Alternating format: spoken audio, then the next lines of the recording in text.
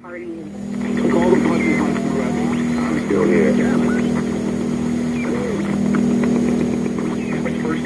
The negative impact of population growth is becoming appallingly evident. Heirs to an oil fortune join the divestment drive. In a highly symbolic gesture, the Rockefeller family will sell off its assets linked to fossil fuel companies. A slump in global oil prices has Saudi Arabia rethinking its near total dependence on oil revenue. We should be focusing on it, and we should be curbing our appetite for carbon-intensive products and services. But the problem is it's got a lot of room for debate. Obviously, the Rockefellers are making this move as an environmental one, but also from an investment standpoint, this also makes plenty of business sense. You can't simply carry on business the way you're doing it now. There is a price to carbon in their future. What do you see as the biggest challenges in conservation? The growing human population.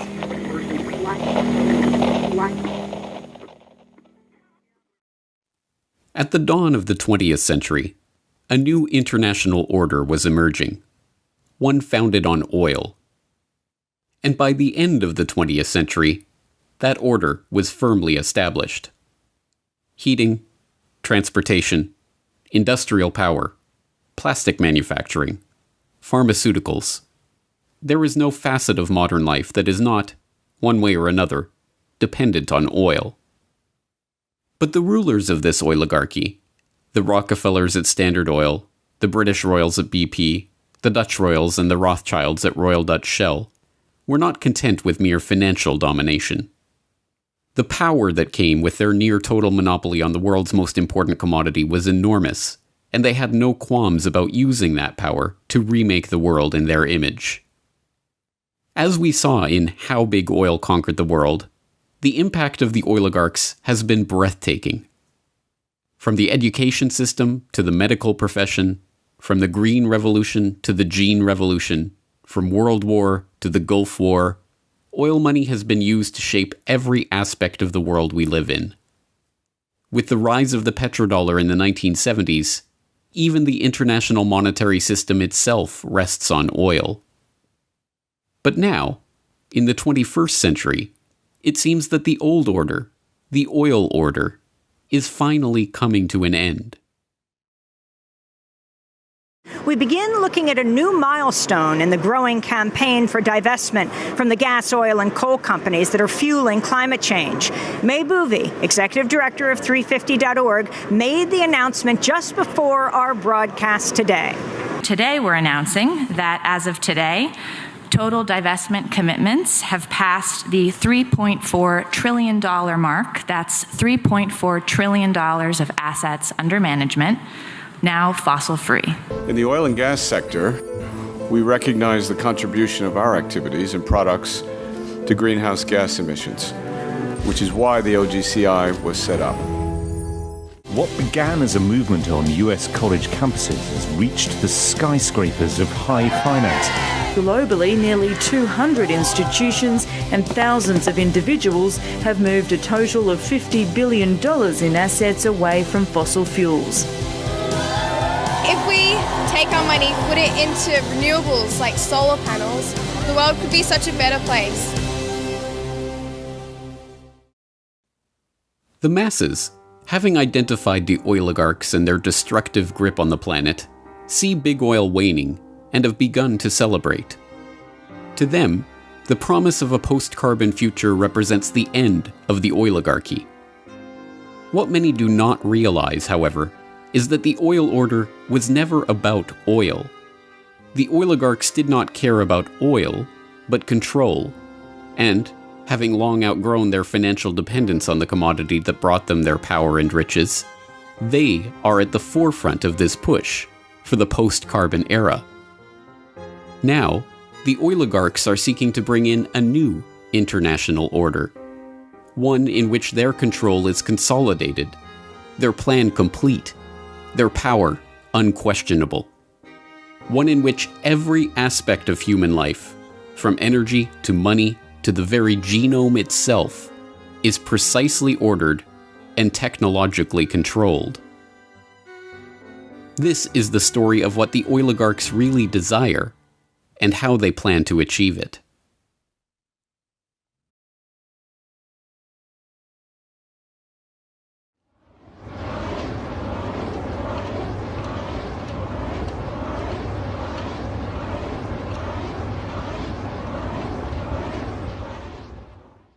Dhaka, 1963. It's a day much like any other in Dhaka. The streets are crowded, dirty, squalid, smelly, and absolutely swarming with people. Lying in the streets, coiled in the gutters. Into that swarm of people steps a most unlikely figure.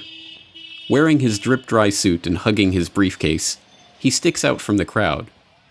Surveying the scene, he shakes his head ever so slightly before remarking, half to himself and half to his traveling companion, "Well, that's the problem, isn't it?" It's a scene that has played itself out many times. A Western tourist overwhelmed by the bustling crowds of the Indian subcontinent. But this was no mere tourist passing time on his holiday. This was John D. Rockefeller III, grandson of oil baron John D. Rockefeller. And, armed with the unimaginable wealth, power, and influence that his family name bestowed on him, he was on a mission to do something about the problem of overpopulation. Rockefeller approached that mission as a representative of the Population Council, a group that he himself had founded in 1952 to address the problem in Dhaka and elsewhere. On its surface, the Population Council was a straightforward organization with a straightforward task: to support medical and scientific research into the question of the growing human population. But the dark history of the council and its guiding philosophy reveal Rockefeller's true interest in this problem and its ultimate solution. John D. Rockefeller III, or JDR3 as he was known to the constellation of researchers, businessmen, politicians, diplomats, and royals in the orbit of the Rockefeller family, had decided early on how to make proper use of the formidable money and power at his disposal, by controlling the population of the planet. In 1934, the then 28-year-old JDR3 had written a letter to his father, John D. Rockefeller Jr., about the Rockefeller Foundation's research into birth control and related questions, declaring, "I have come pretty definitely to the conclusion that it is the field in which I will be interested, for the present at least, to concentrate my own giving." JDR3 was nothing if not a man of his word. After commissioning a Rockefeller Foundation fact-finding mission to Asia to report on the threat of the growing Third World population, he organized a conference of the top medical and demographic researchers of the era to discuss, as the very title of the meeting termed it, population problems. From that meeting emerged the idea for an organization, the Population Council, to guide the development of the burgeoning field of population and fertility research. JDR3 personally donated $1.35 million of his own money to found the council and provide its initial operating expenses. Like his father and grandfather before him, Rockefeller had learned to use philanthropy and largesse as a mask for his true intention: control. But that mask slipped when he penned a draft of the council's charter revealing the organization's true purpose. The council, according to JDR3, would promote research and apply existing knowledge to help develop such changes in the attitudes, habits, and environmental pressures affecting the life of human beings, so that within every social and economic grouping, parents who were above the average in intelligence, quality of personality, and affection will tend to have larger than average families. Thomas Perrin, the former Surgeon General of the United States and council co-founder, warned against including such a blunt admission in the council's mission statement. Such questions arise as the following, he warned. Who is to determine the parents who are above average in affection? Also, who would decide the persons having better than average personality? Frankly, the implications of this, while I know they were intended to have a eugenic implication, could readily be misunderstood as a Nazi master race philosophy. I have, therefore, recast this paragraph. The line was dropped from the final version of the charter. In truth, however, that sentence had not been written by JDR3 himself. Instead, it had been copied word for word from the back cover of Eugenical News, the central publication of the American eugenics movement. This was no mere accident. Frederick Osborne, one of the co-founders of the council and its first president after Rockefeller stepped down in 1957, was also the president of the American Eugenics Society. When the Population Council was founded, both Osborne and the American Eugenics Society he directed formally moved their operations into the council's New York office, with the Eugenics Society now taking its funding directly from Rockefeller's Population Council grant. The Population Council was the Eugenics Society under another name. Eugenics. This was the guiding vision of JDR3 and the Rockefeller family's philanthropy.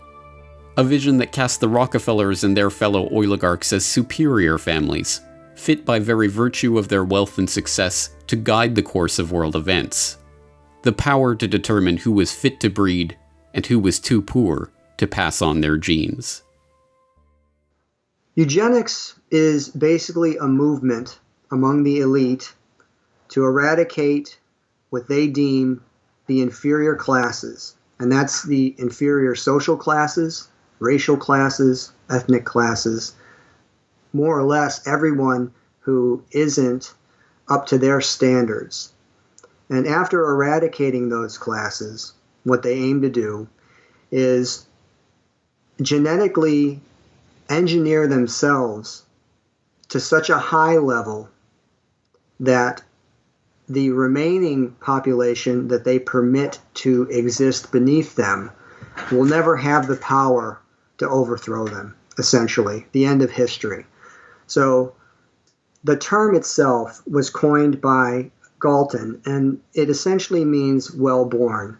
The idea is kind of a mix of a bunch of ideas that were circulating around the 1850s. So if you go back to, say, Mendel was studying hereditary characteristics in pea plants, and he was able to determine that certain characteristics were being passed on and that these things could be determined and essentially predicted.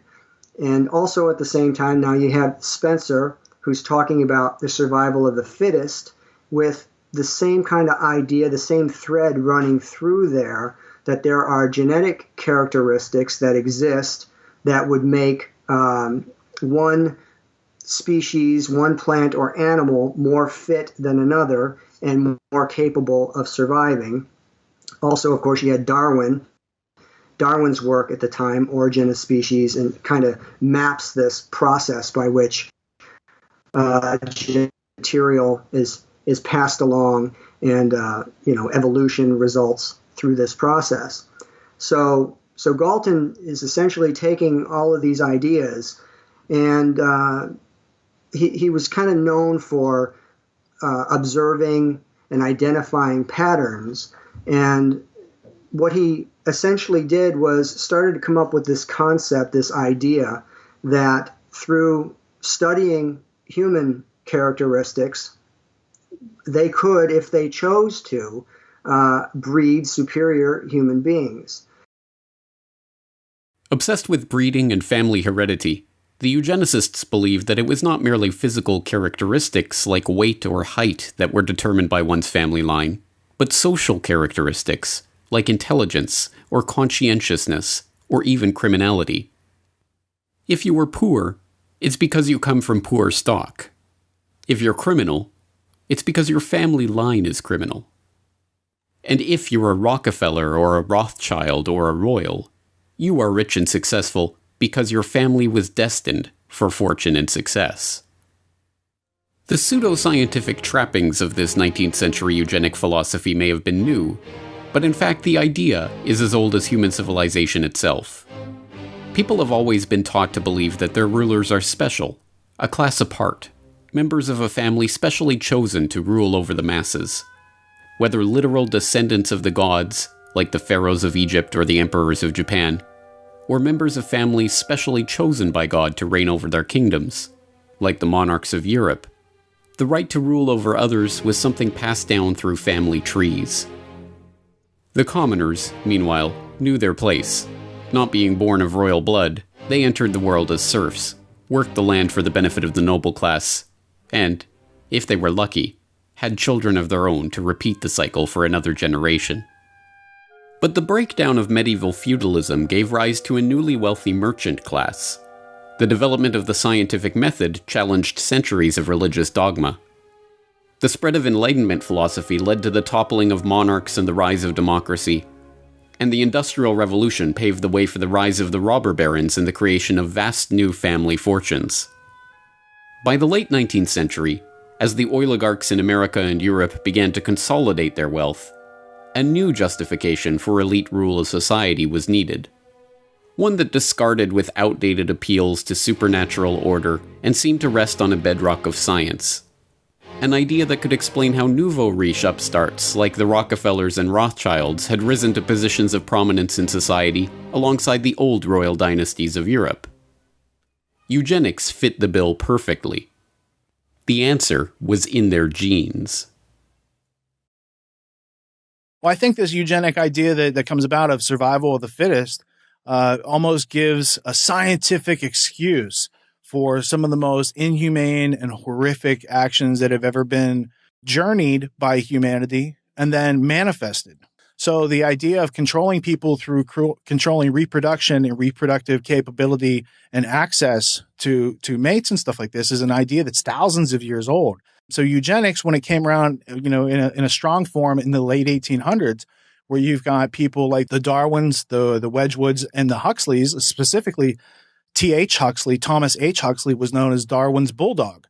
So these ideas of eugenics really take on, a new life of their own at the end of the 1800s, and coming into the 1900s, these ideas were embraced by the same families that were these robber barons that were being funded by the Rothschild banking network. Also the Fabian Socialist Society, which again had a lot of the same movers and shakers as these people who were higher ups in the British Empire. So when it reared its head in the 1920s and 30s and these forced sterilization campaigns, whereas, if they felt that you had a low IQ or that you had some congenital disease that would be passed on, that you didn't have the right to marry and have children. Eugenics, of course, was pseudoscience. When Galton and his fellow travelers began developing the theory, the identification of the actual mechanism of heredity, including genes and DNA, was nearly 100 years away. Instead, they used catch-all terms with no definition like feeble-mindedness to diagnose poverty or criminality, claiming it was caused by defective germplasm. They used phrenology to try to determine the physical expression of alcoholism or low intelligence.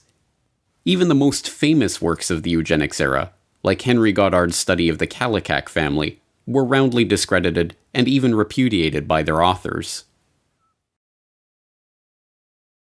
It's 100% pseudoscientific. It's absolutely arbitrary. The characteristics that they're looking for, something like feeble-mindedness, is something that is not only not scientific, it can essentially be described in any way that the person who is observing wants it to be described. So feeble-minded could mean that maybe you stutter, so then you're feeble-minded. Maybe you're shy, so you're feeble-minded. Maybe they just don't like the way you act, so you're feeble-minded. But the idea was an infectious one. Like all the most enticing pseudoscience, it explained so much with so little effort. It appealed to the vanity of the researchers, usually hailing from successful and wealthy families themselves, and it gave an excuse for social engineering on a scale never before dreamed of.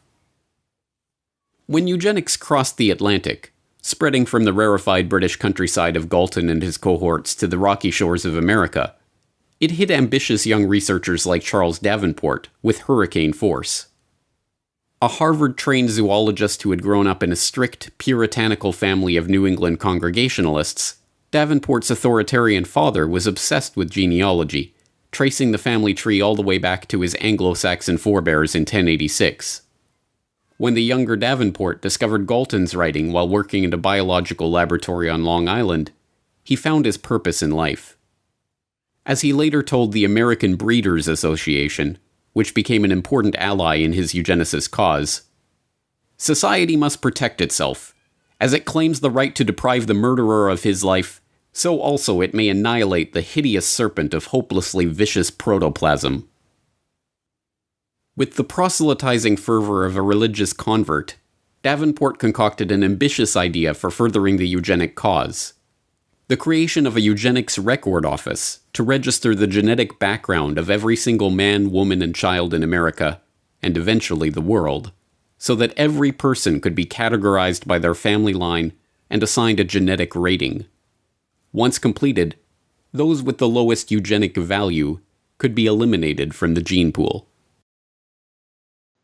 So the idea of eugenics makes its way to America, lands in the lap of Charles Davenport, who approaches the Carnegie Institute for funding. And on the Cold Spring Harbor Laboratory, they set up this essentially an institute to study eugenics. And this eventually evolves with some Harriman money into the Eugenics Records Office. So between this initial institute that's set up at Cold Spring Harbor and then the Eugenics Record Office, which is also added to that, you're talking about millions and millions and millions of dollars of funding that's put forward to go out and investigate and find the inferior germplasm. Basically, that's how it's often described. The Rockefeller Foundation's initial contribution to the Eugenics Record Office, a mere $21,650, was a small sum, but it came with clear benefits. Not only the institutional infrastructure and the personnel of the foundation and the prestige of the Rockefeller name itself, but the promise of increased support as the work advanced. And as always, the Rockefellers were true to their word. Rockefeller Foundation researchers like William Welch, the founding director of the Rockefeller Institute for Medical Research, sat on the ERO's board and helped direct its activities. The Rockefellers also provided funds for specific research, like a $10,000 grant to survey New York's Nassau County for the eugenically unfit. And it created sister organizations like the Bureau of Social Hygiene, which cross-pollinated research and researchers with Davenport's own laboratory. John D. Rockefeller Jr. especially showed an interest in Davenport's work right from the start. They kept up a regular correspondence on a number of eugenics issues. In January 1912, when a plan to institutionalize mentally deficient female convicts to stop them from having children was floated, the young Rockefeller heir wrote to Davenport for his thoughts on the scheme. For his part, Jr. declared that, "This plan seems to me an immensely important one. It points out a scientific way of escape from the evils which our courts are intended to correct, but in reality only increase." After Davenport responded that the plan would only work if it included a eugenical screening of the convicts, Jr. contributed $200,000 to found just such an institute. The Institute of Criminology in New York was administered by Rockefeller's own Bureau of Social Hygiene and staffed by workers trained at the Eugenics Record Office. Fueled by the support of America's rich and powerful, the field of eugenics transformed from the quaint hobby horse of a few mad scientists into the social cause of an entire generation. Economists, politicians, authors, activists. By the 1920s, everyone who was anyone was extolling the need to eradicate the germplasm of the lower stock. Marie Stopes, the celebrated family planning pioneer who founded Britain's first birth control clinic in North London in 1921, railed against hordes of defectives, calling for the compulsory sterilization of those she deemed unfit for parenthood. Tommy Douglas, now venerated as a hero in Canada for his role in founding the nation's healthcare system, submitted a master's thesis to McMaster University advocating that subnormals, defectives, and morons, like those with low IQ or physical abnormalities, be isolated on a state farm or in a colony where decisions could be made for them by a competent supervisor, and called on the government to certify mental and physical fitness to stop the unfit from breeding. John Maynard Keynes, the economist who gave us the Keynesian economics school that is still popular among central planners today, was himself president of the British Eugenics Society from 1937 to 1944. Alexander Graham Bell is still revered as the inventor of the telephone, but was in fact an early supporter of Charles Davenport and a founding member of the Eugenic Records Office Board of Scientific Directors. He openly campaigned for the eradication of the deaf race by governments intervening to stop deaf people from marrying. Nobel Prize-winning playwright and author George Bernard Shaw advocated for the creation of a government panel that would require everyone to justify their existence before it, If they failed to do so, Shaw thought those people should be killed by the state. Eventually, with foundation funding and promotion, this eugenicist mindset filtered down into the popular culture. The American Eugenics Society sponsored fitter family contests at state fairs, awarding prizes to families scoring the highest on eugenic health tests. The society also sponsored contests to award prizes to clergy who fit the message of eugenics into their sermons. Eugenics even found its way to the silver screen. Well, we thought it necessary to present your family's case to the State Medical Commission. And after an examination, they decided there was but one important action to take: to have your entire family sterilized. Why, what's that? I don't know what you're talking about. Well, we investigated your family's history, Alice. And most of the past 3 generations have been feeble-minded, congenital cripples, or habitual drunkards. Instead of improving, each generation is more of a problem. Now, in this state, we have a law which provides for such people to have an operation so there won't be any more children. I see. But merely popularizing their ideas was not the goal of the eugenicists. They wanted action. And in this case, that meant concrete steps towards eliminating the defective germplasm from the human population. Government-sanctioned murder of those deemed unfit was always one option on the table. And it wasn't just playwrights like Bernard Shaw advocating for government death panels. Eugenicists of all stripes discussed and debated the idea of murdering degenerates as the quickest way of achieving their goals. Mistaken regard for what are believed to be divine laws and a sentimental belief in the sanctity of human life tend to prevent both the elimination of defective infants and the sterilization of such adults as are themselves of no value to the community. The laws of nature require the obliteration of the unfit, and human life is valuable only when it is of use to the community or race. Madison Grant, Director of the American Eugenics Society, 1915. But mainstream eugenicists realized that this approach was not possible in the political and judicial climate of the day. As Henry Goddard noted in his infamous study on the Kallikak family, "For the low-grade idiot, the loathsome unfortunate that may be seen in our institutions, some have proposed the lethal chamber, but humanity is steadily tending away from the possibility of that method, and there is no probability that it will ever be practiced. Instead, they would have to turn to the other option, the more politically acceptable solution for stopping the undesirables from breeding: forced sterilization." Indiana passed America's first eugenic sterilization law in 1907, and with only a few years, there were a dozen states where those deemed unfit were being legally sterilized against their will. But still, this was not enough for the eugenicists. The approach was too scattershot. Only a few thousand sterilizations had taken place under these laws, and Indiana's own Forced Sterilization Act was overturned by the state Supreme Court in 1921. Once again, Harry Laughlin, Davenport's right-hand man at the Rockefeller-funded Eugenics Record Office, stepped in to solve the problem. He drafted a model eugenics sterilization law in 1922 that became the basis for Virginia's 1924 Sterilization Act. To confront the issues head-on, the eugenicists decided to challenge the law's constitutionality themselves and take the lawsuit all the way to the Supreme Court. All they needed was the right test case to bring to trial.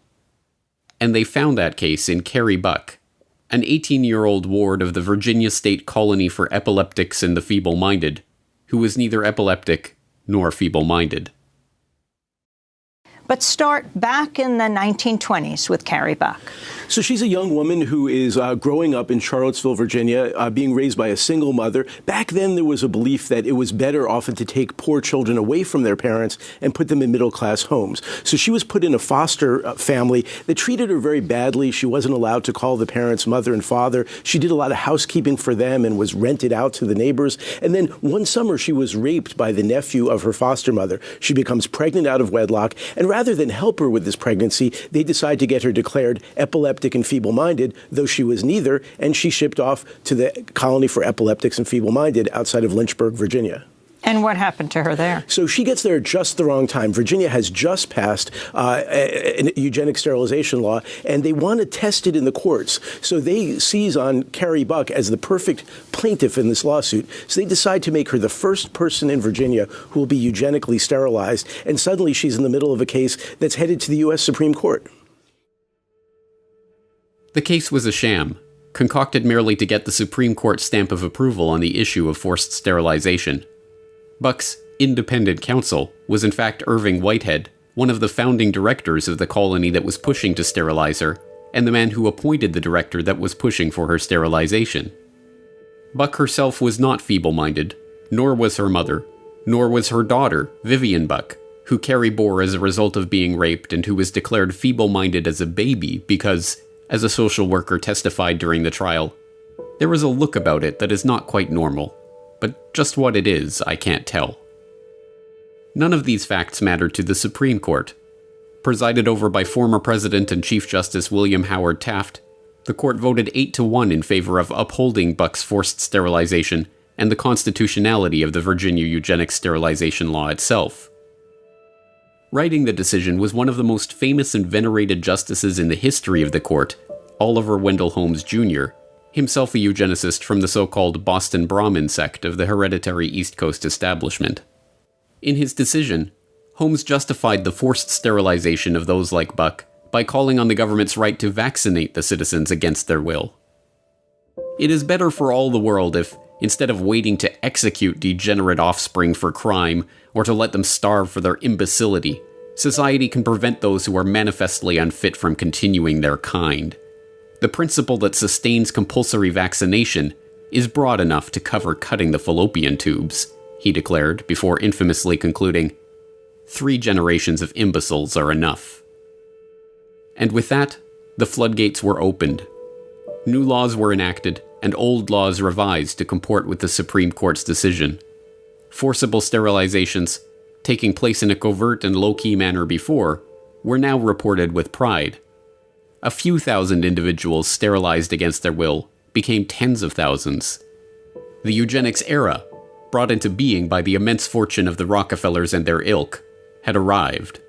And with the aid of a very dramatic push by the Rockefellers, it was about to go international. Beginning in November 1922 and increasing throughout the 1920s, the Rockefeller Foundation began a series of grants and fellowships to German scientists. Equivalent to millions of dollars in today's money, these fellowships transformed the German scientific establishment, devastated in the wake of World War I. The Foundation's money found its way into the coffers of the Kaiser Wilhelm Institutes, a series of scientific organizations that included an institute for psychiatry and an institute for anthropology, human heredity, and eugenics. One of the main beneficiaries of this Rockefeller largesse was Ernst Rudin, a head researcher at the Kaiser Wilhelm Institute for Psychiatry and a key architect of Germany's eugenics program under the Third Reich. Rudin co-edited the official rules and commentary on the law for the prevention of defective progeny, which was passed on July 14, 1933, less than 6 months after Hitler was appointed interim chancellor by President Paul von Hindenburg. The law, like the Virginia law that the Supreme Court upheld and led to the sterilization of Carrie Buck and tens of thousands of other Americans, was modeled on Harry Laughlин's model eugenics sterilization legislation. It formed genetic health courts which could mandate sterilization of defectives in 8 different categories: the feeble-minded, schizophrenics, manic depressives, sufferers of Huntington's chorea, epileptics, those with hereditary deformities, the blind, and the deaf. Alcoholics, a 9th category, were to be optionally added to the list, with a caution against inclusion of ordinary drunkards. By the end of the year, 62,400 Germans were found unfit to breed and sterilized against their will. By 1945, that number had reached 400,000. In the 1940s, that eugenics program was to expand into euthanasia under the Action T4 program, resulting in over 70,000 children, senior citizens, and psychiatric patients being murdered by the Nazi regime. As the dust settled on World War II, the name of eugenics became synonymous with the Nazis in the minds of the general public. The eugenicists, outraged, knew that their work could not continue any longer under the name of eugenics. But that didn't mean that it couldn't continue. So after World War II, you don't hear about it anymore as eugenics. What you hear is molecular biology and these sorts of colloquial terms that were developed by the Rockefeller Foundation, which was one of the families primarily in America that was helping to fund it in America, in Britain, in Germany, who also funded Hitler during that time. So there's a lot of overlaps between the people who were actually out there funding genocide and the people who had ideas about culling the population and population control and sterilizing people. And these ideas go on and permeate society to this day.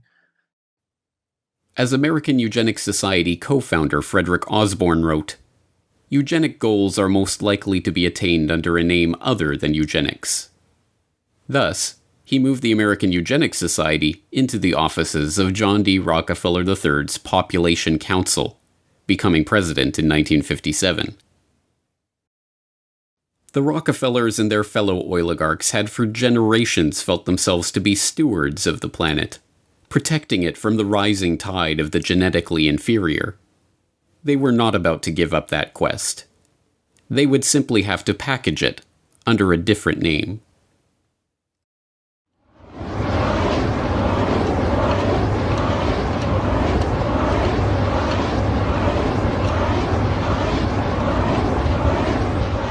With all the evidence that we've amassed in our preparations for the Stockholm Conference, including the views of many of the world's leading scientists, I am convinced that the prophets of doom have got to be taken seriously. In other words, doomsday is a possibility.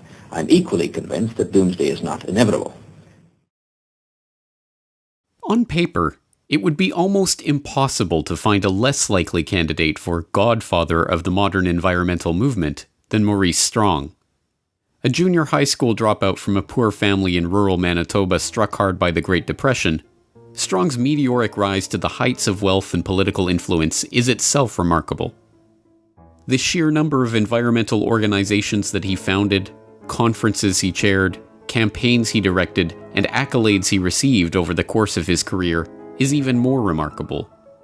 Organizer of the Stockholm Environmental Conference, founding director of the United Nations Environment Program, Secretary General of the Rio Earth Summit, founder of the Earth Council and the Earth Charter Movement, chair of the World Resources Institute, commissioner of the World Commission on Environment and Development, and board member of a bewildering array of organizations, from the International Institute for Sustainable Development to the Stockholm Environment Institute to the African American Institute. But perhaps the most remarkable thing about Strong, this ubiquitous figure of the 20th century environmental movement, was his background. A Rockefeller-connected millionaire from the Alberta oil patch who divided his time between environmental campaigning and running major oil companies. To understand how this came about, we have to examine the history of the emergence of the environmental movement. In the post-war period, the desire to control the population put on a new mask, protecting the world from resource depletion, pollution, and ecological catastrophe. And, as always, the Rockefeller family was there to provide the funding and organizational support to steer this burgeoning movement toward their own ends.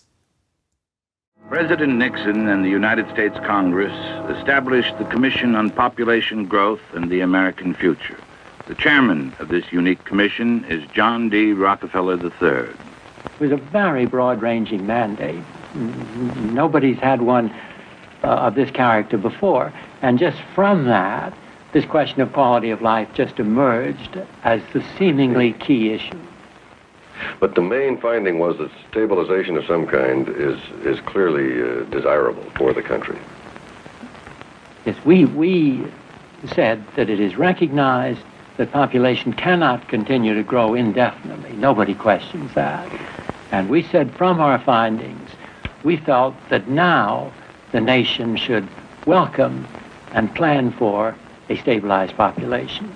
Well, the whole question of pollution, environment, and population came very much to the fore in amazingly rapid time.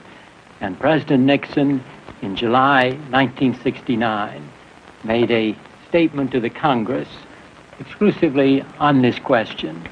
And I'd like to read just 2 sentences from that statement, as I think it's indicative of his concern in regard to the subject and his recognition of its importance here and around the world. He said, "One of the most serious challenges to human destiny in the last third of this century will be the growth of the population. Whether man's response to this challenge will be a cause for pride or for despair in the year 2000 will depend very much on what we do today." Joining the Rockefellers in shaping the international environmental movement were their fellow oligarchs across the Atlantic, including the British royals behind BP and the Dutch royals behind Royal Dutch Shell. And facilitating the transition from eugenics to population control to environmentalism was Julian Huxley, brother of Brave New World author Aldous Huxley and grandson of Darwin's bulldog T.H. Huxley. Julian Huxley was a committed eugenicist, chairing the British Eugenics Society from 1959 to 1962. But, like the other eugenicists of the post-war era, he understood the need to pursue the now discredited work of eugenics under a different guise. The founding director of the United Nations Educational, Scientific and Cultural Organization, UNESCO, Huxley wrote in the agency's founding document about the need to find ways to make the cause of eugenics politically viable once again. At the moment, it is probable that the indirect effect of civilization is dysgenic instead of eugenic. And in any case, it seems likely that the dead weight of genetic stupidity, physical weakness, mental instability, and disease proneness, which already exist in the human species, will prove too great a burden for real progress to be achieved. Thus, even though it is quite true that any radical eugenic policy will be for many years politically and psychologically impossible, it will be important for UNESCO to see that the eugenic problem is examined with the greatest care, and that the public mind is informed of the issues at stake, so that much that now is unthinkable may at least become thinkable. Huxley found the perfect front for the reintroduction of these unthinkable eugenical ideas in 1948, when he used UNESCO as a springboard for founding the International Union for the Conservation of Nature, and then again in 1961, when he used that agency as a springboard to create the World Wildlife Fund. Joining Huxley as co-founders of the fund were not only Prince Bernhard of the Netherlands, founder of the Bilderberg Group and former employee of the IG Farben conglomerate, and Prince Philip of England, but Godfrey A. Rockefeller of the Rockefeller dynasty. Together, they pledged to harness public opinion and educate the world about the necessity for conservation. Years of education about the strain that the growing human population put on the resources of the earth, paid for by the very oligarchs who had just spent the past century monopolizing one of the world's key resources, led, inevitably, to a predictable conclusion. Now, for the first time in the history of man, an international movement is underway. The people of the nations and the nations of the world have joined together to find the answers. This building and the world's representatives hold the solution. We have seen what we've done to bring about the destruction of our Earth. Is it not the time now to cure the disease that we ourselves have created? Yes, the cure for the disease of mankind, according to Rockefeller-funded propaganda featuring John D. Rockefeller III as an expert commentator, was to be found at the United Nations, whose headquarters had been so graciously donated by the Rockefeller family itself. And the first step toward discovering that cure was to organize the UN Conference on the Human Environment in Stockholm in 1972, the world's first international environmental conference. For 11 days in June 1972, Stockholm was a magnet for everyone concerned with the environment. 1,200 official delegates from 113 nations were in Stockholm for the first international conference on the human environment. The meeting, first proposed to the United Nations by Sweden and approved by the General Assembly in 1968, attracted worldwide attention. In 4 short years, the topic of the human environment had gone from the back pages of newspapers to make headlines on page 1. And who better to oversee the conference and lay the institutional groundwork for this burgeoning, oligarch-supported movement than a consummate oil man. The very fact that the conference began with 113 participating countries with very high-level delegations from those countries, this in itself represented a very significant step forward, because this demonstrated more than anything else the real concern of the majority of countries in the world. All his life, Maurice Strong had the uncanny ability to be in the right place at the right time to meet the right person to advance up the ranks. Having been born in Oak Lake, Manitoba in 1929, and suffering through the Great Depression, the ambitious young Strong dropped out of school at age 14 and headed north to look for work. Finding his way to Chesterfield Inlet, Strong got a job as a fur buyer for the Hudson's Bay Company, and there met Wild Bill Richardson, a prospector whose wife, Mary McCall, hailed from the family behind McCall Frontenac, one of Canada's largest oil companies. So Mr. Strong sort of enters the big world through a guy by the name of Wild Bill Richardson, who was a sort of prospector, married into an oil family called McCall, whose company was called McCall Frontenac. It was a major importer of oil from the Middle East. Had been taken over long since by the Texaco Company through a brokerage house called Nesbitt Thompson. So, in a way, Mr. Strong was introduced to the world of big oil and the world of resources at a very young age, was picked up as a very smart kid, taken under the wing of a man named Paul Martin Sr., who was a cabinet minister and whose son would go on to become the Prime Minister of Canada. And introduced to the oil patch through people at the very top, and that would include David Rockefeller. Through the Richardsons, Strong made a series of increasingly unlikely connections. First, he was introduced to the treasurer of the then brand new United Nations, Noah Monod. Unbelievably, Monod didn't just secure Strong a job as a junior security officer at UN headquarters, he allowed the young Manitoba farm boy to live with him in New York.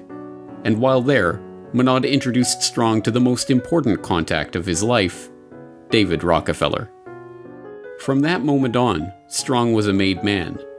And from that moment on, wherever Strong went, Rockefeller and his associates were there somewhere in the background.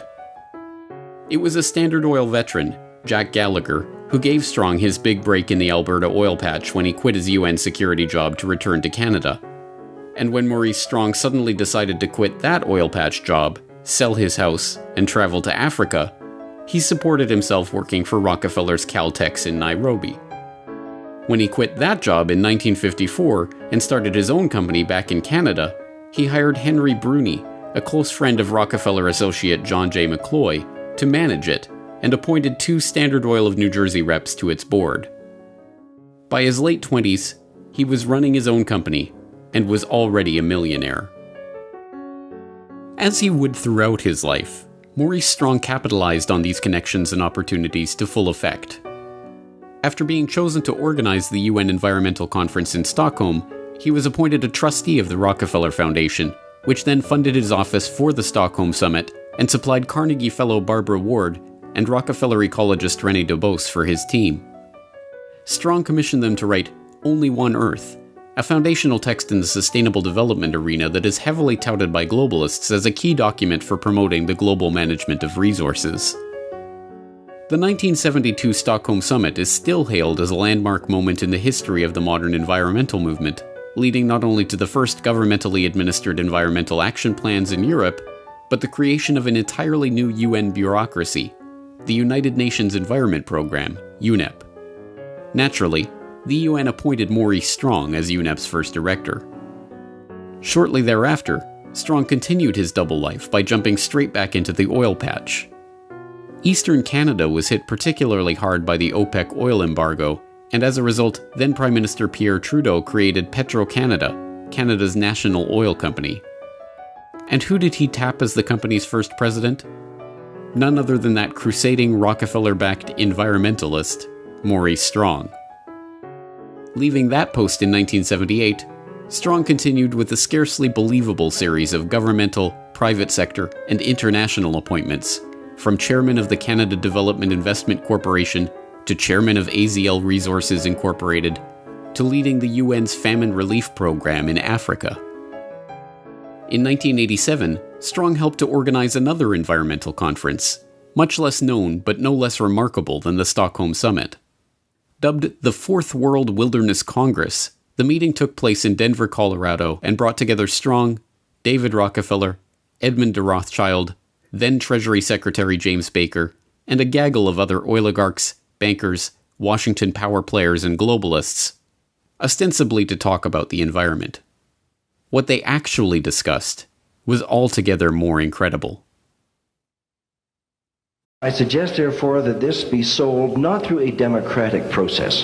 That would take too long and devour far too much of the funds to educate the cannon fodder, unfortunately, which populates the earth. We have to take almost an elitist program that we can see beyond our swollen bellies and look to the future in time frames and in results which are not easily understood or which can be, with intellectual honesty, be reduced down to some kind of simplistic definition. Those were the words of David Lang, a banker from Montreal who spoke during the conference. And to Lang, the Rockefellers, the Rothschilds, and the other bankers and oligarchs assembled at the meeting, the general population are cannon fodder that unfortunately populates the earth. This candid admission, a perfect encapsulation of the eugenical ideas at the heart of the global conservation movement funded into existence by the oligarchs themselves, was caught on tape by George Hunt, a businessman in Boulder, Colorado who had volunteered to help the conference as a concerned citizen and came away horrified by what he had witnessed there. He released his own recordings of the proceedings in the early 1990s to warn the public about this group and its ultimate aims. Hunt's recording captured the moment when Maurice Strong introduced Baron Edmund de Rothschild, whose father's cousin had sold the Rothschilds' Azerbaijani oil fields to Royal Dutch Shell in 1911, as a pioneer of the environmental movement and a founder of the concept of conservation banking. One of the most important initiatives that is open here for your consideration is that of the conservation banking program. As we mentioned this morning, we have as our chairman, fortunately, the person who really is the source of this very significant concept. He is one of the trustees of the International Wilderness Foundation, which sponsored this meeting. He was at the first of these congresses. So his conversion to the relationship between conservation and economic development has been a pioneering one. So there is no better person. He epitomizes in his own life that positive synthesis between environment, conservation on the one hand, and economics on the other. And I'm just delighted to have this opportunity of introducing to you Edmund de Rothschild.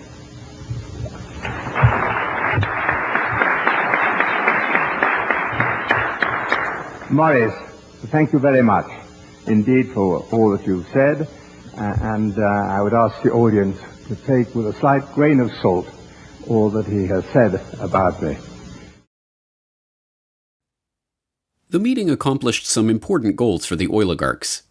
It led to the creation of wilderness areas, vast expanses of natural terrain from which the public could be largely excluded. These areas were to be designated and overseen by the IUCN, the same body that British Eugenics Society President Julian Huxley used as a springboard to creating the World Wildlife Fund. Another important goal of the conference was Rothschild's proposal for the creation of a so-called World Conservation Bank that would operate at a supranational level and coordinate finance for development projects around the world.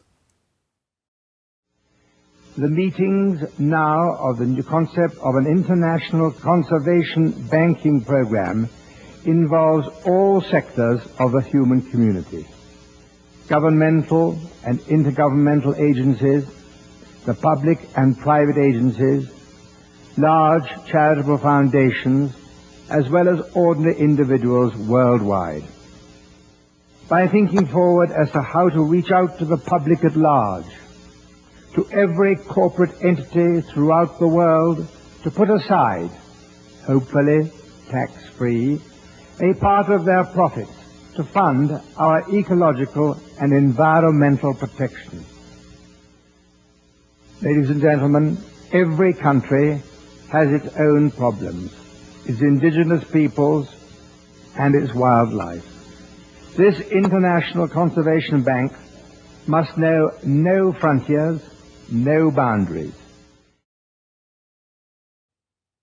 This World Conservation Bank was forwarded and eventually realized at Maurice Strong's next major conference, the one which was to serve as the crowning achievement of his unlikely career as environmental crusader, and which still remains one of the touchstones of the environmental movement, the 1992 Earth Summit in Rio de Janeiro. In June 1992, the world met in Rio to discuss the fate of planet Earth. In this largest summit and very first Earth Summit ever held, representatives from 166 countries, 130 heads of state, and 15,000 non-governmental organizations came together with the hopes of deciding specific agreements that would balance environmental preservation with economic needs.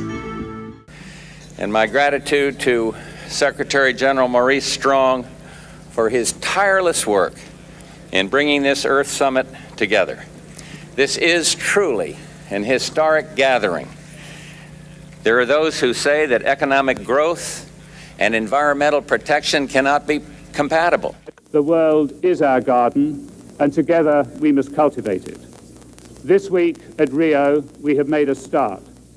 Beyond Rio, we must continue to carry it through. We cannot be complacent unless the agreements reached here are accompanied by real commitments to significant change. Change, of course, indeed, for the human species. In my view, Your Excellencies, we simply are headed for a moment in the 21st century where the condition of our species may become terminal. As useful as the Fourth World Wilderness Congress had been in advancing the agenda of Maurice Strong and the oligarchs, that was only setting the stage for the Earth Summit in Rio. At the Earth Summit, Edmund de Rothschild got his World Conservation Bank. Dubbed the Global Environment Facility and launched at the summit itself, it serves as the funding mechanism for 5 different UN conventions and provides billions of dollars worth of financing to environmental and development projects around the world. Its 18 implementing partners include the Rockefeller-funded Food and Agricultural Organization, the Huxley-founded International Union for the Conservation of Nature, the Maurice Strong-created United Nations Environment Program, and the Prince Bernhard, Prince Philip, Godfrey Rockefeller-founded World Wildlife Fund. One of the Global Environment Facility's specialties are debt-for-nature swaps, where third world countries are given debt relief in return for opening their land up for environmental development projects. The projects come with transaction costs of up to 5%, paid to the contractors who manage and direct the investments, not the locals, who, like the Aborigines of Palawan Island, are kicked off their land and effectively wiped off the face of the map. The Earth Summit also gave rise to the United Nations Framework Convention on Climate Change, the body to which the Intergovernmental Panel on Climate Change delivers its reports. Generally thought to be neutral, non-governmental bodies relying only on science and evidence, the UNFCCC and the IPCC are handcuffed by the terms that Strong set out for them to deliver only one conclusion: that humanity is to blame for climate change. When they set up the Intergovernmental Panel on Climate Change, Maurice Strong, who we should talk a lot about, he wrote the terms of reference. And the first term of reference was the definition of climate change. And he limited it deliberately to only human causes of climate change. And of course, that effectively eliminated all the natural causes, natural variability, which is why you see them not looking at things like the sun and a whole bunch of other issues. And of course, he then limited it even further in another term of reference that he set it up into 3 working groups. There was the technical group, working group 1, which wrote the science report. And that was 600 of the 2,500 people. The other 1,900 were in working groups 2 and 3. Now, they were inconsequential because they had to accept the findings of Working Group 1, which were already limited by their terms of reference. So whatever their finding was, Working Groups 2 and 3 then said, okay, you telling us it's going to warm, we accept that as fact. We now look at the implications of that. And that's where you hear all these stories about, oh, the ice is going to melt, the sea level is going to rise. So really, the majority of the report by 1,900 scientists is accepting without question the finding of the first group. Now, Strong, it really restricted it even more because they then, well, they came out and said, look, this report is not to be used for policy. But then they set up the summary for policymakers, the absolute contradiction of that. And the summary for policymakers is written by a completely separate group, and then they write it independent of the science report. The science report's finished and set aside. The summary for policymakers is written and given out to the media. But the rules, the terms of reference that Strong wrote said that the summary for policymakers goes back to the science report people and says, make sure your science report agrees with what we've put in the summary. Another product of the Earth Summit in Rio was the Earth Charter, a quasi-religious document that Mikhail Gorbachev, who helped draft the text along with Maurice Strong, referred to as a replacement for the Ten Commandments, and which sought to usher in an era of Gaia worship and global responsibility, declaring that fundamental changes are needed in our values, institutions, and ways of living.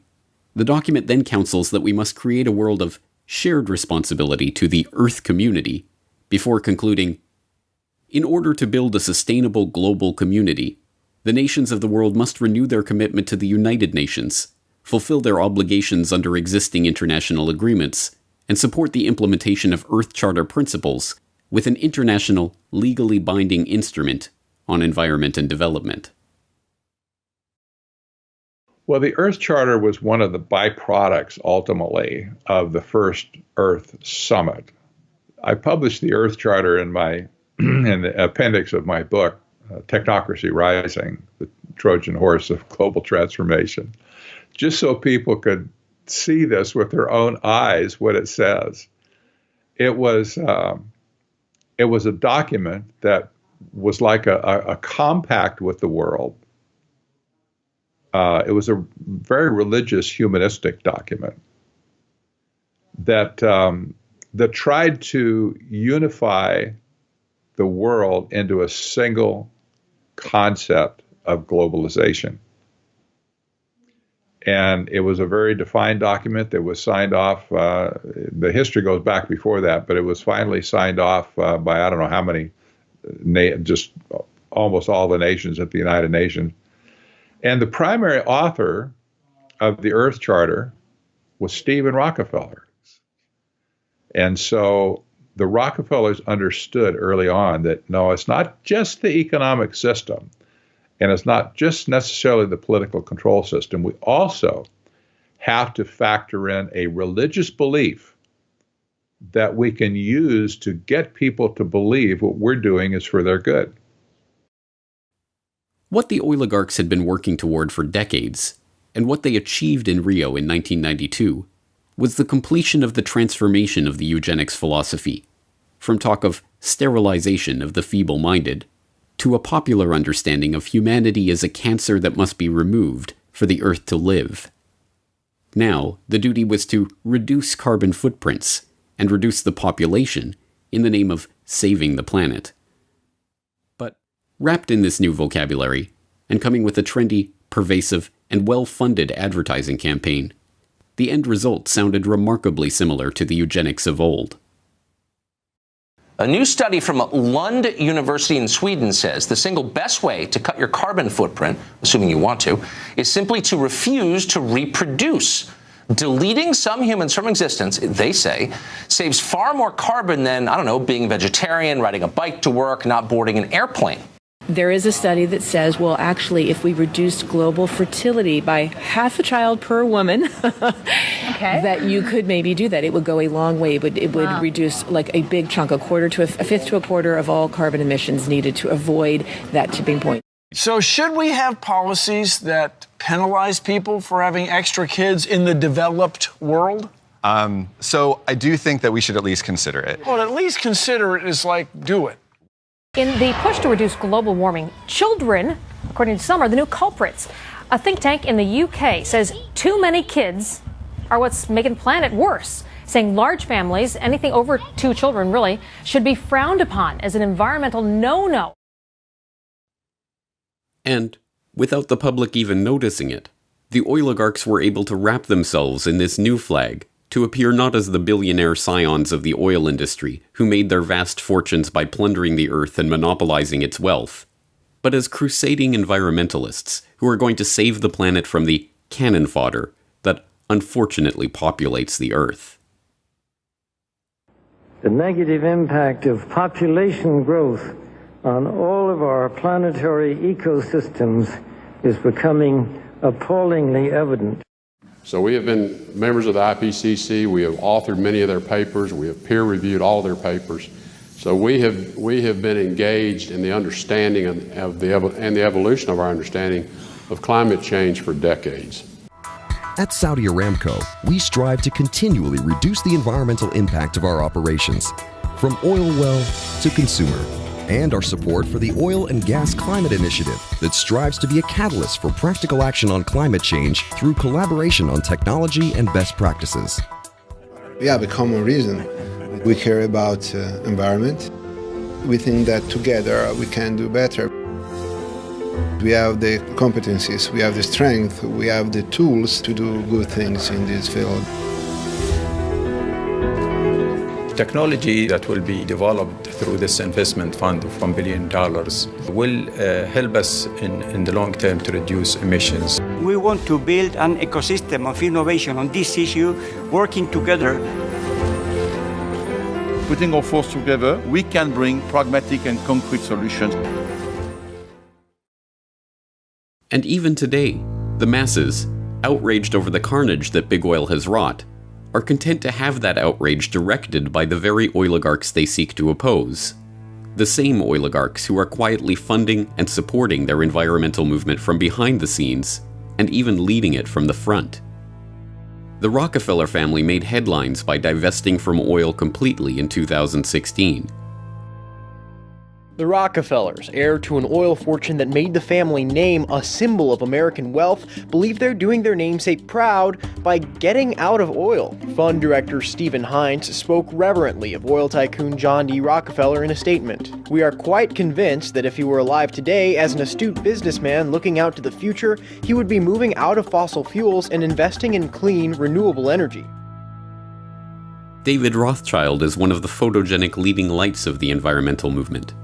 Dubbed Plastic Jesus for his publicity stunts and photo opportunities masquerading as a concerned environmentalist, David Rothschild, a scion of the billionaire banking family that added to its fortune with its Azerbaijani oil field holdings and still invests in oil through ventures like Genie Energy, now spends his time lecturing the public about how their lifestyles are killing the polar bears. We have to start spending money, fast on the solutions that we have in hand to try and help these countries which are already seeing the effects of climate change today and seeing the effects of our consumption, basically. Prince Charles is outspoken on the subject of global warming, warning his loyal subjects that unless they tighten their belts and live more humble lives, they will bring about the end of the world. Ladies and gentlemen, the battle against climate change is surely the most defining and pivotal challenge of our times. We cannot ignore the symptoms and should act now to restore the health of the planet before it is too late. This, of course, will require an unprecedented transformation of our communities, societies, and lifestyles, all predicated on the move to a low-carbon and circular economy. The groundwork has been laid for what these oligarchs call the post-carbon era. It is no longer about oil. It never was. It is about control.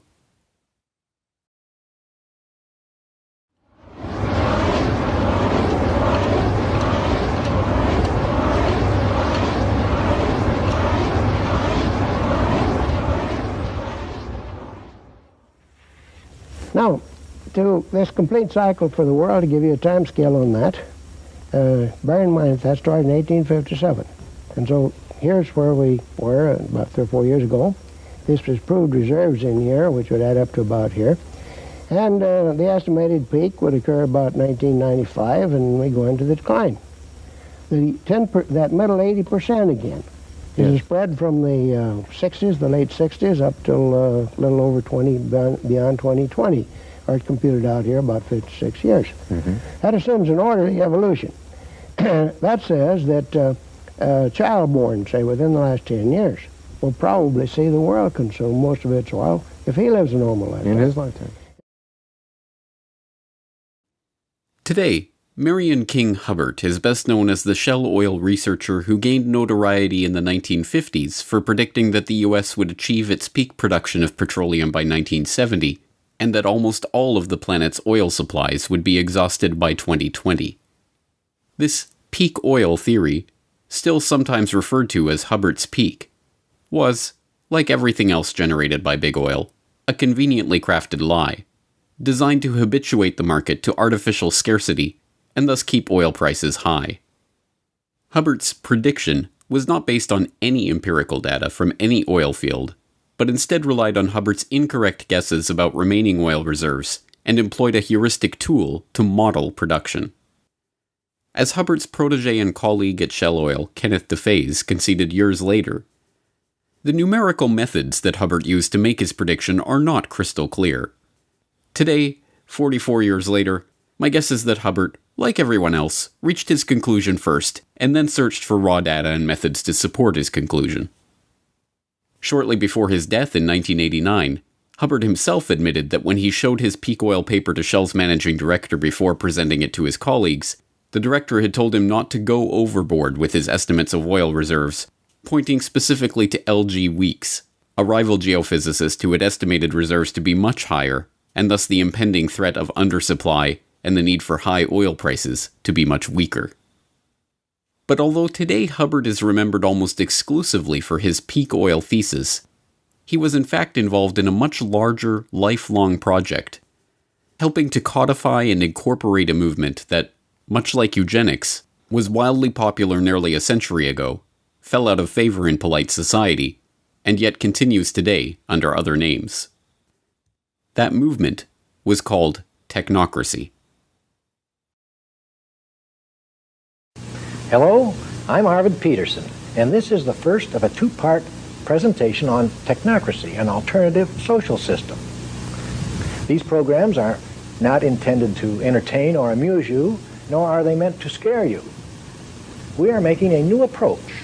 It is not political, financial, philosophical, legal, religious, or moral. It is a technological approach. Technocracy is the scientific answer to America's social problems. And technocracy is a new design for social operation that is based upon science. It is the vehicle by which we can move into a new era for better living. Technocracy billed itself as a social movement, a philosophy, a scientific solution to political and economic problems, and a new way of ordering the world. But at base, it is an idea for a new international economic order, one to be designed and managed down to the most minute detail by a select few, the technocrats. Technocracy was defined very succinctly in 1938 by their own publication, the Technocrat magazine. And they call it a system of scientific engineering of, society. They saw themselves as a merger between hard science and social science, which really is an oxymoron. Social science is not really a science, in my opinion. But they really believed that. So they believed that they could take their scientific method that they used in the hard sciences and apply it to society.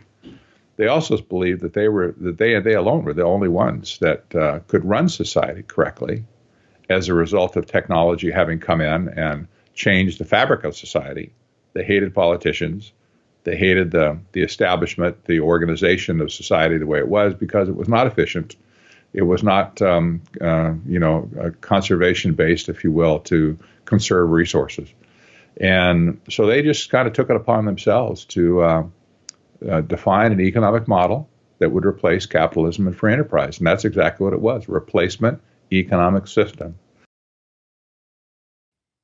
Drawing on Henry Saint-Simon's call for a scientifically organized socialist system, the positivism and secular humanism of Auguste Comte, and the principles of scientific management propounded by Frederick Taylor, the technocratic movement emerged from the same environment of progressivism, positivism, and social Darwinism that birthed eugenics. Just as the eugenicists believed the human race could be improved through selective breeding controlled and administered by a small group of scientists and their billionaire backers, so too did the technocrats believe that they could improve the social and economic conditions of humanity by controlling and administering society. And, happily enough for the oligarchs, the technocrats would improve the world by replacing money with energy certificates. Led by the eccentric revolutionary economist and sociologist Thorstein Veblen, the technocratic movement that formed around Veblen's New School for Social Research and Technical Alliance attracted both engineers and serious researchers like King Hubbard and Buckminster Fuller, and fellow eccentrics like Howard Scott. Scott, a mysterious man of uncertain background, established himself in New York City at the end of World War I and came to be seen as a bohemian engineer.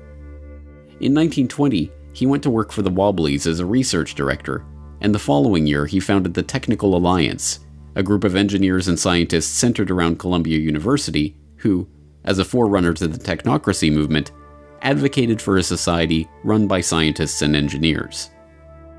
In 1932, the charismatic and well-spoken Scott managed to attach himself to Walter Raudenstrauch, a professor at Columbia and the founder of the university's Department of Industrial Engineering. With a common interest in technocracy, the two became friends and allies. It was through Raudenstrauch that Scott was able to approach the president of Columbia, Nicholas Murray Butler, for permission to use the university's facilities. Butler, always on the lookout for the cutting edge of progressivism, was swayed by the technocratic ideas, and soon Scott's Committee on Technocracy was operating out of the basement of Hamilton Hall. When Butler let word slip about the next big idea being cooked up in the basement of his university, technocracy became a sensation. It was lauded in the press. Scott became a sought-after speaker, and there was even a dance named after the movement. It was at Columbia that Scott met King Hubbard, and the two, an unlikely pair of serious-minded researcher and eccentric revolutionary, immediately hit it off. Their stint together at Columbia was about to come to an abrupt end, but their association would last for decades and help give birth to ideas that would eventually transform the world. Technocracy really got recognized when it was at Columbia. We'll talk in a minute. They didn't last there very long because, as it turned out, one of the promoters of technocracy, Howard Scott, turned out to be a fraud. He was kind of the main spokesman for the movement, and he pumped up his resume like so many people do today, unfortunately. He pumped it up and basically just lied about his past, his educational past. And they all assumed he had a degree in some advanced engineering, whatever, and he knew all the buzzwords. But some sharp reporter did some investigative research on him and said, I can't find where this guy graduated anywhere. And when Columbia found out that the guy was a fraud, they realized Butler's ego got involved and says, man, these people have played me. And so he kicked them all out. Just kaboom, drop kicked him right out of it. Said, get out of my building. And they all left and scattered. And the technocrats that were left at Columbia, there were several of them that were professors at Columbia at the time, they just zipped their lips, shut up, went back to work, figured out, I want to keep my job. I'm just going to, not ever mention technocracy again. It didn't mean they stopped believing, but they didn't talk about it for a very, very long time at Columbia. Disgraced, evicted from Columbia, and with the Committee on Technocracy disbanded almost as quickly as it had come together, Scott found himself at a personal low. Penniless and with an old debt having caught up to him, he had only one person he could rely on: M. King Hubbard.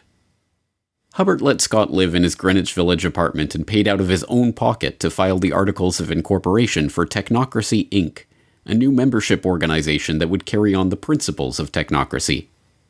The first step, of course, was to define precisely what those principles were. Hubbard got to work penning the Technocracy Study Course, the Bible of the technocracy movement. In it, Hubbard laid out the vision of an abundance of physical wealth on a continental scale for the use of all continental citizens, which, he warned, can only be accomplished by a continental technological control, a governance of function, a technate. The technocratic system was to be structured around a new monetary paradigm, one based not on dollars and cents, but energy certificates representing the nation's net energy expenditure. These certificates would be denominated in joules and issued based on a net energy budget deemed appropriate by the technocratic state's governing scientists. Citizens would be issued an equal share of the nation's certificates and make their purchases with them, and the information about these purchases would be relayed back to the central planning body for analysis. By this method, the technocrats could, in the words of one proponent, create a thermodynamically balanced load of production and consumption, thereby doing away with unemployment, debt, and social injustice. In the Technocracy Study Course, Hubbard, like a good technocrat, laid out the exact conditions that would need to be met for this vision to come to pass. According to him, technocracy would require all energy usage and all consumer spending throughout the nation to be calculated and registered on a continuous and instantaneous basis, a 24/7 inventory of all production and consumption, a complete registry of all products available for sale, where they were produced, how much energy was expended in their production, and where and when they were sold. And finally, a specific registration of the consumption of each individual, plus a record and description of the individual. Hubbard's vision was not just that of a totalitarian society, in which every detail of every interaction was recorded and reported to a central authority, but, for the 1930s, the concept of continuously and instantaneously updated registries of every good in the economy was not just audacious, but borderline insane. Nevertheless, suffering through the Great Depression, the American people were willing to listen to any ideas to replace the current system that had so obviously failed them, no matter how outlandish. Technocracy Inc. did attract a following, swelling into the tens of thousands later in the decade. But Scott's eccentric ways, compelling members to salute him in public and delivering rambling radio addresses, ultimately led to the movement's long, slow decline in relevance. Hubbard never repudiated the concept of technocracy, but when he joined Shell as a researcher, he resigned his position on the board of Technocracy Inc. and avoided direct mention of the organization. The technocrats had sketched the outlines of a completely ordered and controlled society, one in which energy is the fundamental measure of value and all consumption and production is meticulously analyzed by a central authority. Technocracy Inc. still exists to this day, but the language and thinking of the technocrats has, like eugenics, undergone a metamorphosis. And, also like eugenics, the name may have faded into obscurity, but the idea lives on in the hands of the oligarchs. Would you live in a greener lifestyle if you could make money from it? That may be possible if a government proposal for personal carbon emissions allowances is implemented under the scheme. Everyone in the UK would be allocated an annual carbon allowance. Stored electronically, rather like a supermarket loyalty card, points would be deducted every time we buy or use non-renewable energy. For example, using electricity to power appliances in the home. Or travelling somewhere by plane. Or even buying petrol for your car on the forecourt. Now, any points left over could then be sold back to a central bank. Are you still with us? And people who need more, like motorists who had used their allocations, could then pay for a top-up. Carbon rationing, carbon trading, carbon taxes, cap and trade.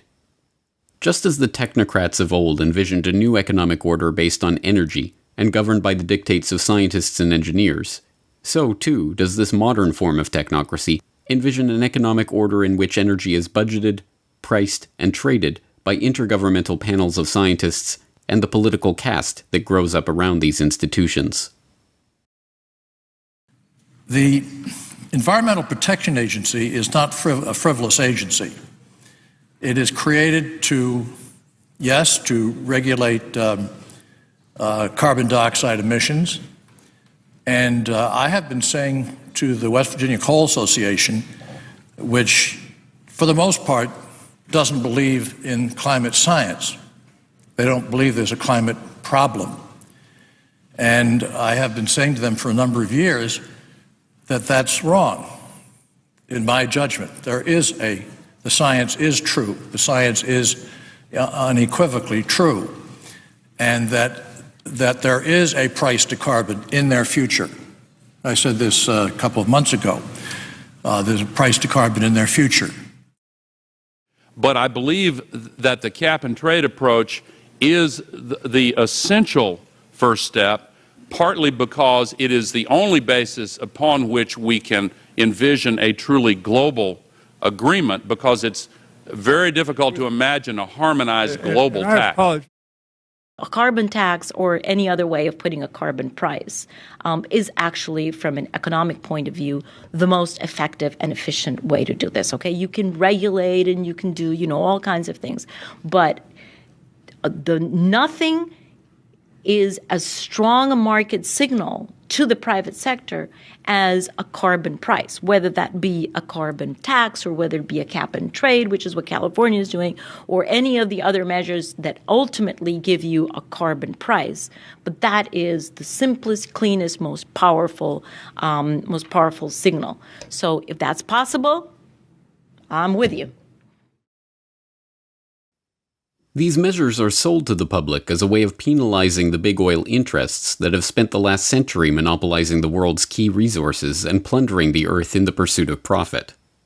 What they do not understand, because it has been deliberately obscured, is that it is these very interests that have been instrumental in creating these schemes in the first place. It's my understanding that back in 1997, when you were vice president, Enron's CEO, Ken Lay, was involved in discussions with you at the White House about helping develop this type of policy, this trading scheme. And is that accurate? Is it inaccurate? It's been reported. I don't know, but I met with Ken Lay, as lots of people did, before anybody knew that he was a crook. Right, and clearly you can see why so many of us are concerned about this type of cap-and-trade energy tax that would be literally turning over this country's energy economy. I didn't know him well enough to call him Kenny Boy. Well, but you knew him well enough to help devise this trading scheme. In the early 1990s, Enron, the disgraced Texas-based energy trading company that turned out to be a complete fraud, spearheaded the EPA's $20 billion cap-and-trade program for sulfur dioxide, promptly becoming the largest trader in that market. As a follow-up, the company, led by Ken Lay, began lobbying the Clinton administration, and particularly Vice President Al Gore, to create a similar market for carbon dioxide.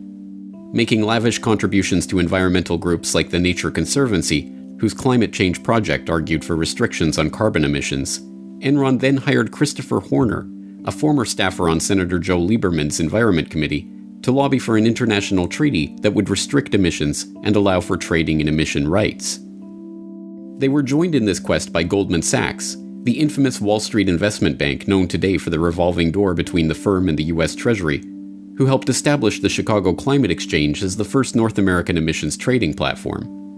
In 2004, Al Gore, who has spent the last 2 decades lobbying for the creation of a carbon trading market, founded Generation Investment Management, an investment management partnership that sells carbon offsets, with David Blood, the CEO of Goldman Sachs Asset Management, who stepped down from his position with Goldman to go into business with Gore. By the end of the decade, Gore was already being hailed as a candidate to become the world's first carbon billionaire. Gore himself is an oligarch. His father, Al Gore Sr., was a close friend of Armand Hammer, the oil tycoon behind Occidental Petroleum. After losing a Senate race in 1970, Gore's father went to work for Hammer at Occidental for $500,000 a year. Over the course of his career, Gore Sr. accumulated hundreds of thousands of dollars worth of Occidental stock, which fell into the hands of the executor of his estate at the time of his death, none other than his son, Al Gore. The Occidental connection does not end there. Discovering zinc ore on their Tennessee estate, Hammer bought the Gore's land and sold it back to them with a claim on the mining rights, complete with a $20,000 annual payment which also went to Gore after his father's death. In 2013, Gore earned $100 million from the Qatari government on the sale of his current TV venture, and then was surprised when reporters were more interested in discussing his oil money than his new book on the global warming cause. But Gore's story is only an example of a larger phenomenon. In 2006, the United States Climate Action Partnership was formed to create a call for action to cut down on carbon emissions. It drafted the Blueprint for Legislative Action, which became the basis for the American Clean Energy and Security Act, seeking to create an emissions trading regime modeled on the European Union Emission Trading Scheme. And the members of the U.S. Climate Action Partnership? A who's who of the oligarchy, including BP, ConocoPhillips, and General Motors. Carbon taxes and carbon trading have proven to be a hard sell for an increasingly wary public, but with the Paris Agreement of 2015, the world saw the biggest step yet towards this technocratic future of energy control and carbon rationing. No surprise, then, that the summit itself was sponsored by and prominently supported by Big Oil. What's your position, and what message would you send to the president? Well, we have been clear in our support of the climate agreement in Paris. We were part of the Oil and Gas Climate Initiative, which is 10 of the big companies in the world who are working towards projects and technologies that are needed. I think we all want to know how the formula will work, but I think the concept of Paris needs to stay in everybody's mind on the issues of we've got to transition the world to a lower carbon forms of energy. I have no doubt it will happen. Yes, I think that what happened in Paris is very, very important.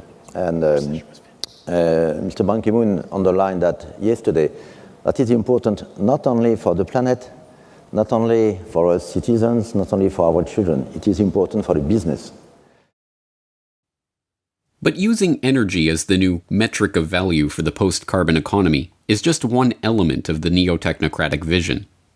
When Hubbert wrote his technocracy study course, he made it clear that technocracy could not come to fruition without 24/7 surveillance of all energy usage and a continuous stream of data about all goods being produced by and consumed by society.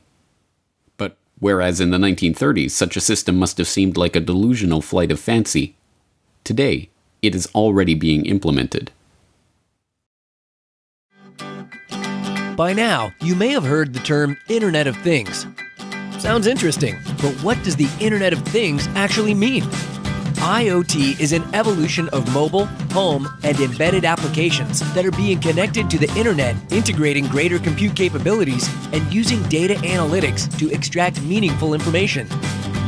Billions of devices will be connected to the Internet, and soon, hundreds of billions of devices. As related devices connect with each other, they can become an intelligent system of systems. And when these intelligent devices and systems of systems share data over the cloud and analyze it, they can transform our businesses, our lives, and our world in countless ways. Why create a smart city? Well, smart cities are more responsive to citizens, and they help reduce environmental impact. They're more cost-effective and they're safer. Smart cities make people happier and more connected to their community. Cities are becoming increasingly instrumented. Sensors that enable the capture of all sorts of data are being integrated across city systems, providing critical information on city activity and operations. Sensors on a bridge transmit data on its physical condition. A camera on a freeway relays traffic flow, and digital meters record water and energy usage in real time. Mobile and social channels enable local governments and citizens to communicate with each other, creating yet another source of useful data. Advanced analytics can now readily identify trends and patterns within these massive amounts of data. Information can be integrated, gathered and shared via dashboards, visualizations, and alerts to facilitate understanding and collaboration across systems, agencies, and groups. This department store in Bundang has introduced a new way to shop.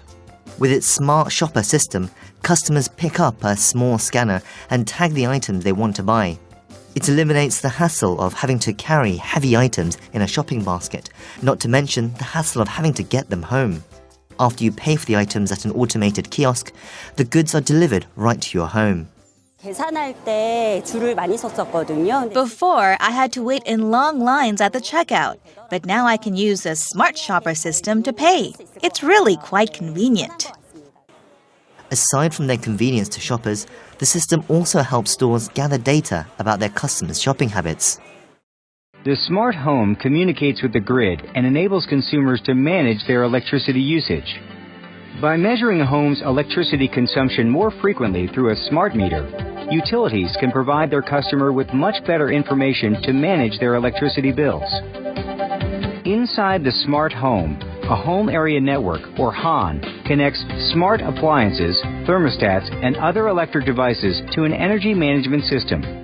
With the smart meters, they'll be able to tell exactly what's going on in your home at down to the microsecond, based upon 24/7 communication with all of your appliances, which will also in the future, if this goes through fully and if there's not a public backlash, all of your appliances will need to have a wireless transmitter on them, and they'll need to be, certified under some smart, program.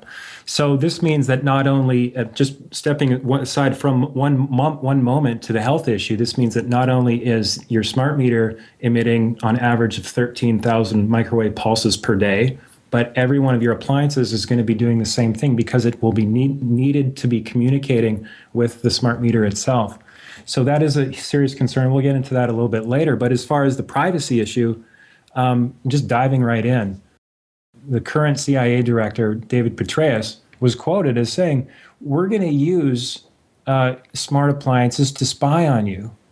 And it's almost like, and he was later down in the article, and it's very just putting it out there. It's kind of like, it's getting to a point now, James, I'm sure you're seeing this, is like, it's just getting more and more in your face. And it's kind of like this collective force of the controllers, and they're kind of saying, this is what we're going to do, and what are you going to do about it?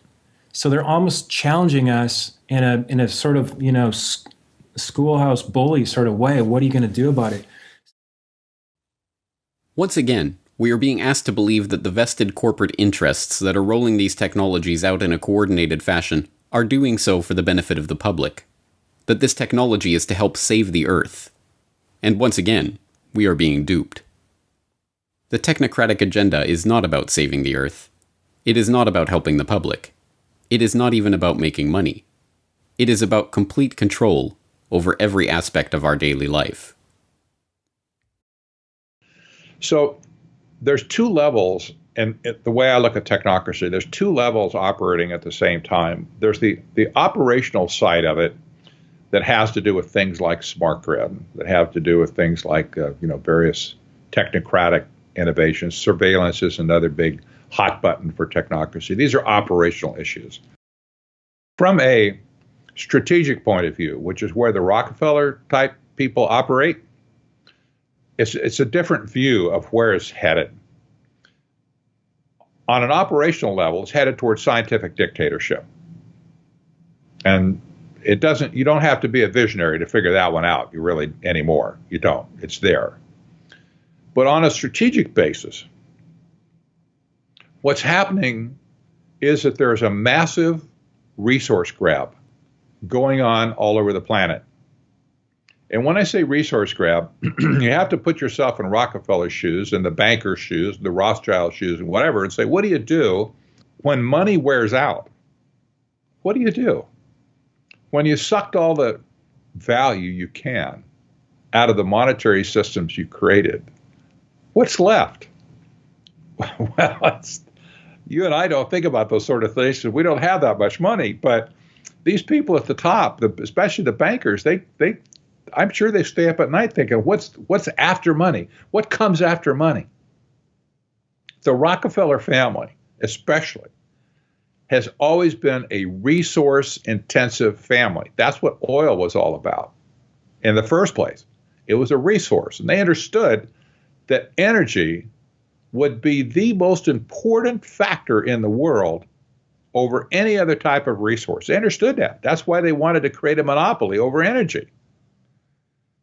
Well, today, as money has been sucked dry, the only thing left to do is to make a grab for the resources themselves. And that's what sustainable development is all about, is taking the resources of the world away from you and me, away from private companies that aren't part of the clique, if you will, and putting them into a global common trust that will be managed by them for their benefit. This is really nothing more than neo-feudalism, again, where the resources are owned by a few and everybody else gets to operate with those resources at their pleasure and discretion. The technocrats and the functionaries of this agenda, like Hubbard and his colleagues in Technocracy Inc., pioneered this idea because they believed that they, the technocrats and engineers, would be able to solve the world's problems. But the oligarchs and bankers who funded their ideas into existence did so because it would help them to become the rulers of a system so perfectly crafted that no resource, no commodity, no person would be beyond their control. And now, in the 21st century, that technocratic vision is coming into view. And it is being helped along by a public that believes the post-carbon future represents the end of the oligarchy. They couldn't be more wrong.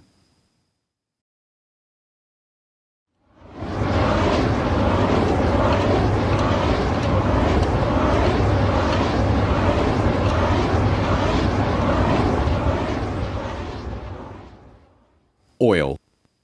It was never about oil. It was about control. Control over energy and production and consumption. Control over the world's resources. Control over the population. Control over humanity itself. Every other thing that the elite put forward is nothing more than a pretext for what they've been after since the beginning. So as I cover in Tragedy and Hope 101, I discuss this concept of the elite seeking to rule all habitable portions of the world. And they don't want to secure that so that they can then have it taken away from them. So they come up with pretexts that they can sell both to the public but also to the administrative class that justifies what it is that they're trying to do. They need to. So whether it's global warming hysteria, or whether it's technocracy, or whether it's Agenda 2030, or whether it's eugenics, there's a common thread that runs through all of this. And that common thread is the desire to consolidate and exercise coercive power. In the case of eugenics, it's the desire to consolidate and exercise the ultimate power, which is the power over who ultimately is going to live or die, who will be permitted to exist in the gene pool from here forward. The picture is bleak, and made all that much bleaker by the fact that so many have been duped into believing that the oligarchs' ultimate agenda, an agenda of technocratic control, micromanagement of our daily lives, and, ultimately, the elimination of the cannon fodder from the gene pool, is in fact in their own best interest. The oligarchs, shielded behind their smokescreen of sustainable development and post-carbon economy, are closer than ever before to achieving their true goal of total control. But if the people perish from lack of knowledge of this agenda, then understanding is the first step toward the solution. It's hard to fight an enemy that you don't recognize or can't see. That's the biggest problem in the world today, in my opinion, is that people have no visibility whatsoever of this issue. They've covered their tracks so well that nobody can see them. How can you fight an enemy that you don't know? I think the famous Chinese general Sun Tzu brought that up hundreds of years ago. You can't fight an enemy that you don't know. First, we have to recognize who the enemy is. Well, big oil conquered the world because monopolization of all resources on the planet is the goal. And to get to that goal, you have to monopolize the energy aspects of people around the planet, but you also have to control the food, the actual energy for the human beings whose energy you want to control. If you control those two aspects, the green revolution and the gene revolution, then you're able to control the entire planet, every resource on it, and basically extinguish freedom for the rest of history. So how big oil conquered the world was already done in the movie. Why big oil conquered the world has to do with the complexities of controlling populations, not for money, because these are the people that print money out of nothing and charge us for it. So really, it's a study of power. So why did they want to do this to the rest of us? Because they could, and because we were tolerant so far and haven't resisted enough to make it stop. So that's where we find ourselves today, becoming informed on the history so that we can actually plot our course in the future to map or chart out a course and actually get to some place that resembles cognitive liberty and physical freedom and justice for all. Big oil, big pharma, genetic engineering, the green revolution, the environmental movement, eugenics, technocracy. Not one person in 1,000 can detail the historical development of these ideas or the people and the agenda that connects them. But if you have watched this documentary, you are now that one person in 1,000. The question is, what are you going to do with this information? As the oligarchs' quest for total control comes into view, it's difficult to remember that it all started a century and a half ago with Devil Bill Rockefeller, a 2-bit snake oil salesman always on the run from the last group of marks he managed to con. In a way, nothing has changed but the scope of the con and the number of marks who have fallen for the routine. But now that you know the snake oil that is being fed to the public, the only question that matters is, are you going to drink it? Down in Pennsylvania, there is plenty oil, they say. Petroleum, petroleum, we must all have some. The oily fever, don't you see, infects most every live Yankee. From north, from east and west they come for petroleum oil. Oil, oil, oil, oh petroleum. Oil, oil, oil, petroleum.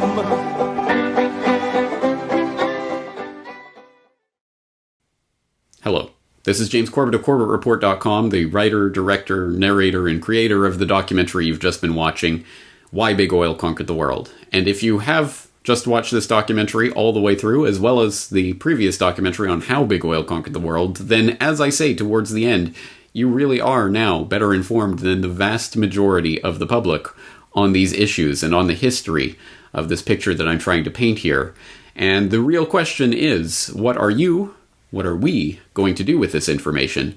Well, the first thing I'd like to encourage you to do is to go to CorbettReport.com/bigoil. That is the destination where you will be able to find audio and video copies of the entire documentary, How Big Oil and Why Big Oil Conquered the World. All there for your free download and perusal, and as a handy link that you can share with others if and when you're ready to start sharing this information. But perhaps the most important part of CorbettReport.com/bigoil is the hyperlinked transcript. Everything that is said in this documentary, including sources to all the source documents from which this information came, is in that transcript. It is a very important tool for people to use when you are ready to start delving into this information in greater detail, because as much ground as I was able to cover in the 3 hours of this combined documentary, there's still so much more that needs to be said and so much more information that helps to color in this image that I've only sketched the broad outlines of here. And the transcript, along with the hyperlinks to source documentation, is a good way to start filling in the different pieces of this puzzle. But it doesn't end there, and I'm not going to end the story there, because there are I could have easily made several documentaries instead of just this one and trying to condense it all into one. There's so much more that needs to be said, and certain things that only appear in the documentary for 1 or 2 minutes can and should be developed into entire hour-long explorations. So that's exactly what I'm going to be doing in the coming weeks and months. I'm going to be further developing some of the ideas that are introduced here and some of the characters and history, and fleshing them out in podcast episodes on CorbettReport.com, where we'll explore these issues in much greater detail. So please stay tuned for that. And as I say, once you've started getting into this research and looking at some of the source documents, and you are familiar with this material and you want to share it with others, then CorbettReport.com/bigoil is the place to go and the place to send people to for that exploration. Other ways that you can help with this work, rather than simply spreading the information, which is the first and foremost and most important thing, but also I will be doing interviews on this subject and on this documentary. So if you have a favorite radio program or podcast or whatever it is that you listen to or enjoy, and you'd like to hear me on there being interviewed about this, please do send your suggestions into those various hosts to have me on, and that would be appreciated. The other thing you can do is to get physical hard copies of this, because there are people out there who don't trust anything they see on the internet. But if it's on a physical disc, they'll be more receptive to it. Well, that's fine. And other people just want a physical hard copy of it. Well, you can purchase a physical hard copy of the documentary, both How Big Oil Conquered the World and Why Big Oil Conquered the World. They're available in a 2 DVD set that is now available from CorbettReport.com for $20 US. That includes shipping and handling anywhere in the world. It's 2 discs. It's the 3-hour documentary in complete form here. So that is a valuable resource as well. And I, as always, highly encourage you to make copies of this and hand it out to everyone and anyone, friends and neighbors and coworkers and total strangers and anyone else who you think might be receptive to this information, because this is a huge, huge topic, and no one of us has all the pieces to this puzzle. It is only through all of us coming at this material from our different perspectives and experiences with our different knowledge bases that we'll be able to really construct the big picture of what's happening here. So, as I say, lots more coming on this material in the coming weeks and months to help flesh this out at CorbettReport.com. But in the meantime, please do go to CorbettReport.com/bigoil for all of the information regarding this documentary. I think it's the most important information that we can be talking about right now, and I hope that you'll join me in that conversation at CorbettReport.com/bigoil. Thank you.